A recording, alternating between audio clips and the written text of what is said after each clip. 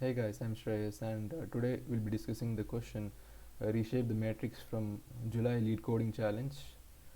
And so basically in this question they are given an initial matrix of some dimension, and they just want us to convert the initial matrix to some other matrix of some different dimension. For example, over here they are given us a 2 cross 2 matrix, and they want us to convert it to a 1 cross 4 matrix by transferring all the elements of the initial matrix to the resulting matrix. And so the way we transfer the elements from the initial to the resulting matrix um, is done with the help of like a row major ordering. In the sense, we just transfer it like 1 2 3 4 and not like 1 3 2 4. So it's always row major ordering and not column major ordering.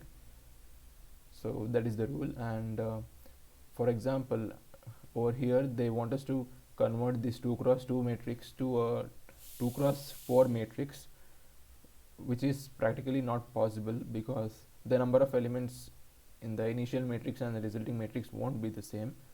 So over here we have 4 elements, but in the resulting matrix we'll be having 8 elements because 2 into 4 is 8.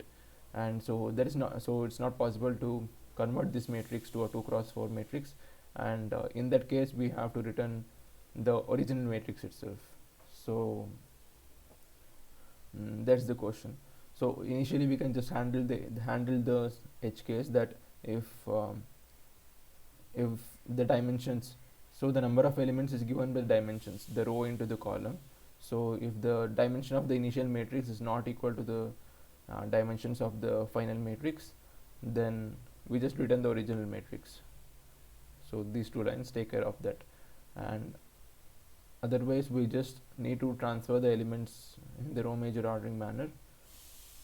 So for that I'm just constructing a resulting matrix of R rows and C columns, and let the current row and the current column be 0 and 0. That is the first cell of the matrix. And what I do now is, so since we just have to transfer the elements of the given matrix to the resulting matrix, I just iterate in the row major ordering manner of the initial matrix and just initialize the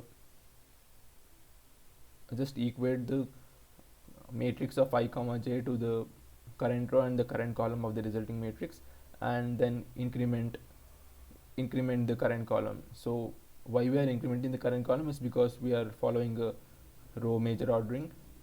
I will include the links for row major ordering in the description. So that's why we just increment the current column over here. And if the current column equals the total number of columns that each row can have, then we go to the next row and set the current column to 0, basically starting from the beginning, starting from the fresh from the next row. So and then return the result. So this is a straightforward approach with time complexity of O of the number of rows and the number of rows into the number of columns, and even the space complexity is the same, or big O of number of rows into number of columns. Yes, and so this is the approach. Thanks for watching the video.